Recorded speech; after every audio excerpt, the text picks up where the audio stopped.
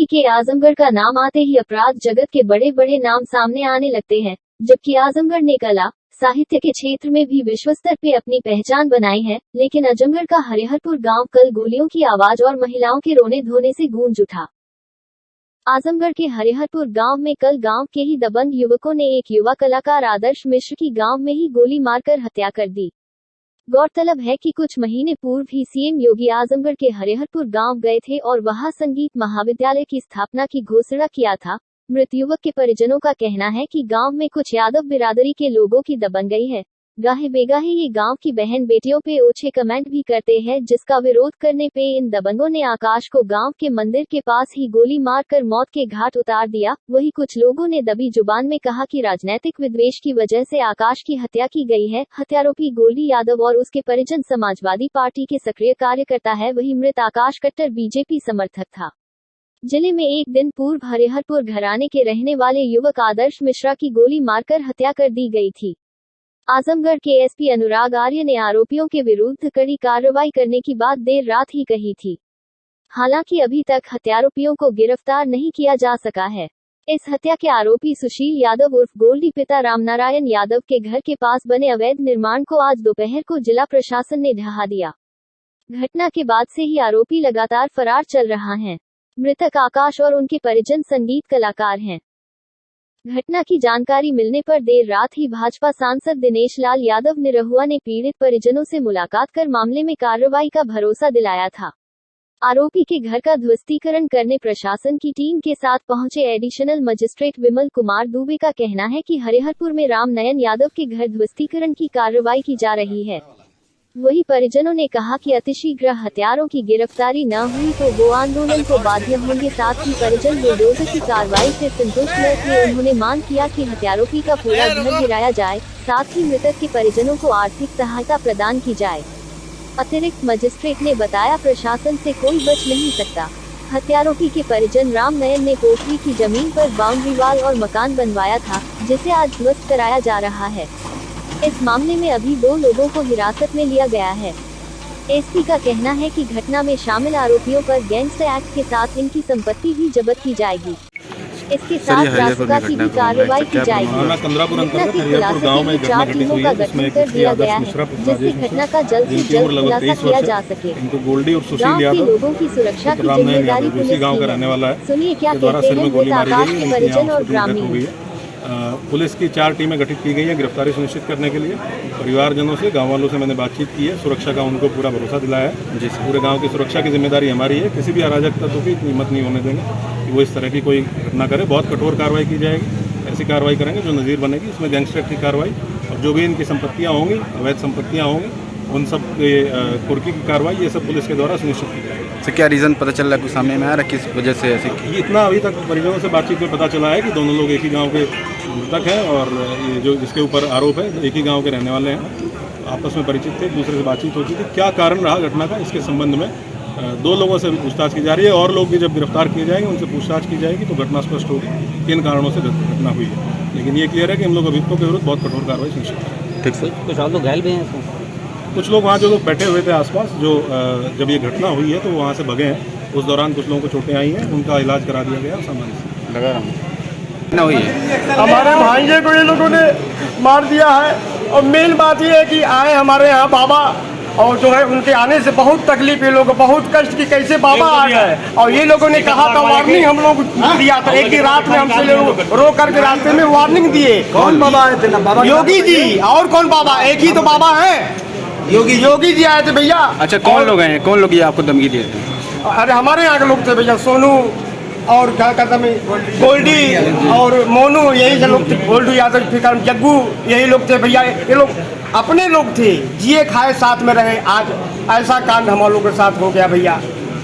अब विश्वास तो हट गया एकदम कि विश्वास नाम का कोई चीज़ नहीं है। बस एक विश्वास है बाबा पे कि वही फैसला करेंगे और कोई नहीं फैसला कर पाएगा। हमको विश्वास है।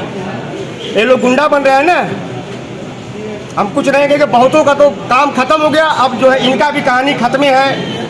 और इसका कारण क्या है और आपकी प्रशासन शासन से मांग क्या है? कारण तो यही है सर कि हमारे बहू बेटियां, औरतें पूजा करने यहाँ 100 मीटर दूरी पर शीतला माता स्थान पे जाती हैं और वहाँ पर कुछ असामाजिक तत्व द्वारा वहाँ पर छीटाकशी की जाती है, जिसमें अगर जो विरोध किया जाता है, बच्चे अगर बोल देते हैं तो उनको लोग धमकियाँ देते हैं कि साले बहुत बड़े तुम हरामी हो गए, वो हो गए हो, हम आएंगे जाएंगे, तुम्हारा हिम्मत रोक लोगे चाहे कुछ कर लोगे। और उसमें क्या बैर, कोई बैर न कोई पुरानी रंजिश न कुछ। यही सब मैं एक दिन लड़का मेरा पूछ दिया कि कह दिया कि भैया यहाँ आते हैं तो आपकी बहन बिटिया, हमारी बहन बिटिया है, यहाँ पर आप लोग आते हैं दर्शन करने के लिए, तो दर्शन करने की तरह आइए, हमारी छीटाकशी करिए मत। तो वो कहा कि अच्छा बेटा तू बहुत बड़ा गुंडा बन, बोला जोगी जी से आ जाने से मैं तुमको ख़त्म कर दूंगा, घबराओ मत तुमको। परसों आया मेरी दुकान पे, मेरी दुकान है मेरे भाई साहब की, उस दुकान पर सीधे कह दिया कि 4 आदमी मेरे निगाह में है, एक आदमी को कल ख़त्म करूँगा। मेरे भाई साहब से बोल गया, तो कोई हम लोग मालूम नहीं था कि मेरे बेटे से कोई दुश्मनी चाहे झगड़ा हो, कोई कुछ नहीं हुआ। कल शीतला मैं थान में पूजा कर रहा था, मेरी पत्नी थी, मैं उस पर बैठा हुआ था, मेरा बेटा इधर लाई खा रहा है, इधर जो कि ऋषि मिश्रा, विवेक मिश्रा, विपिन मिश्रा, ये तीनों बैठते थे लाई गट्टा खा रहे हैं वहाँ पर दुकान से ले जा करके नमकीन लाई। मैं आड़े हो गया, बच्चे सब खा रहे हैं, तो मैं पीछे वाले खंबा बैठ गया। मैं वहाँ पे बैठने के बाद भैया मैं वहाँ से ये बाइक से एक बार गया, मैं इसको देखा लेकिन ये हमको नहीं देखा। फिर उधर से आया, बहुत तेज में गाड़ी खड़ा करके मैं कहा कि इसका दोस्त है ही है, दोस्ती है। खड़ा हुआ चुपचाप सन्नाटा, हल्का बात फायरिंग के बाद खाएँ आई, तब कहीं अभी निकाल बैठ के आवाज़ बगल से कहा, तो खड़ा होकर देख रहे हैं मेरा बेटा गिरते हुए, तो मेरी औरत भाग इतना ऊपर से आदर्श मिश्रा, वो गोल्डी यादव उर्फ सुशील यादव उर्फ गोल्डी उनका नाम है। और कोई था कौशल गौड़ उर्फ जग्गू, और ये काजू शर्मा साथ में बाइक अपना लेकर वही बैठा कर आए थे। पूरा मीटिंग के साथ काम हुआ है। बंगू यादव उर्फ चंदन यादव उर्फ बंगू यादव, रामसागर यादव, और मोनू यादव, वो जो मारा है गोली, उसका बड़ा भाई मोनू यादव, जो सऊदिया से भी कमा कर आया है पैसे का। मारने वालों पर प्रशासन ने आज बुलडोजर चलवा उनके घरों पे जी, तो प्रशासन भी त्वरित कार्रवाई कर रहा है। आगे आपकी क्या मांग है शासन प्रशासन से कि क्या होना चाहिए? शासन प्रशासन सर, हमारे शासन से भी लोग आए, प्रशासन से भी आए, सब लोग सांत्वना दिए। हमारे भाई लोग धरना प्रदर्शन करने जाए थे, लेकिन हम लोगों ने राय दिया कि कोई करने के नहीं, बाबा जब हैं तो सब कुछ आपका सब भला होगा।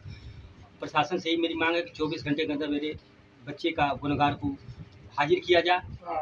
और दूसरा है कि मेरी सुरक्षा, हमारे परिवार की सुरक्षा, हमारे लोगों की सुरक्षा, हम लोग असुरक्षित हैं महसूस करते हैं।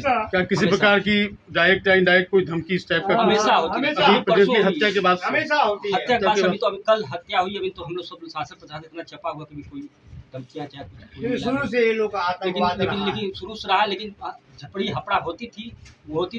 हम लोग संगीतकार थे, कोई वो था नहीं, लेकिन ये नहीं था कि गोली मार दिया जाएगा। ये पहली घटना हमारे बच्चे का हमारे सामने, हमारे बीच।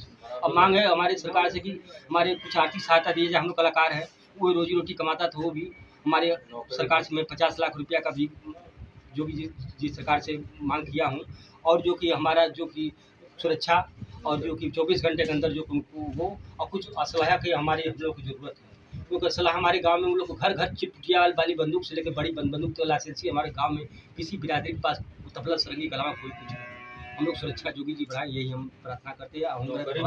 और मुझे शस्त्र भी आवश्यक है, क्योंकि शस्त्र नहीं रहेगा तो हम लोग हमेशा मौत के गाल में हम लोग जी रहे हैं। हमेशा हम लोग के ऊपर मौत जो है मंडरा रहा है। मैं चाह रहा हूँ कि शस्त्र जो है, सांस के साथ हम लोग शस्त्र भी हम लोग मतलब हरिहरपुर घराने के लोगों को जिन्हें तबला और हारमोनियम से प्यार था, अब हथियार जरूरत है। ये डर का आलम ये है। अब क्या करें, अब ऐसा माहौल हो गया कि हमें विश्वास नहीं कि आप लोग मेरे साथ ऐसा करेंगे, तो मुझे शस्त्र भी रखना पड़ेगा ना अपनी सुरक्षा के लिए। और जो इसके गुनाहगार हैं उनको सज़ा दी जाए, और 24 घंटे के अंदर उनको हाजिर करके सज़ा दी जाए।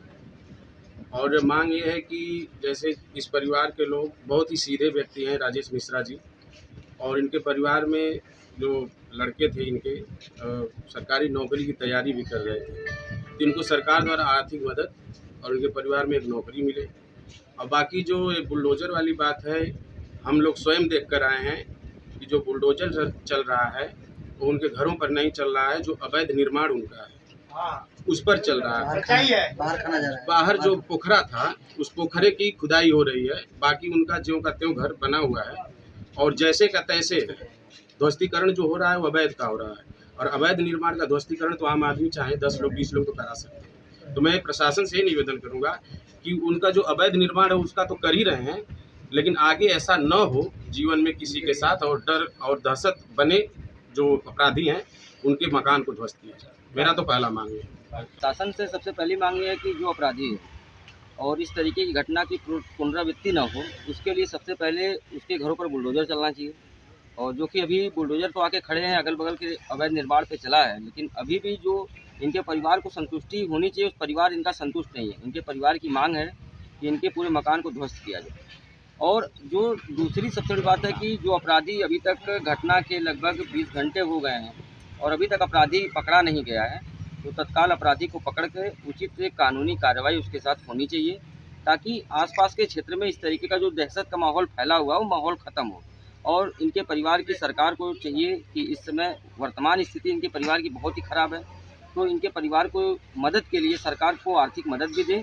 और इनके परिवार के लोगों की मांग है एक नौकरी की, तो सरकार इस पर भी विचार करे। वर्तमान समय में आजमगढ़ जनपद में अवैध कब्जों की जो शिकायतें आ रही हैं, उसी के क्रम में ग्राम हरिहरपुर में भी हमारे तहसीलदार सदर द्वारा बेदखली की कार्रवाइयाँ काफ़ी कोर्ट से जारी की गई हैं, जिसमें हरिहरपुर की पोखरी संख्या 767 28 हेयर मौके पर ध्वस्तीकरण की कार्रवाई कराई जा रही है।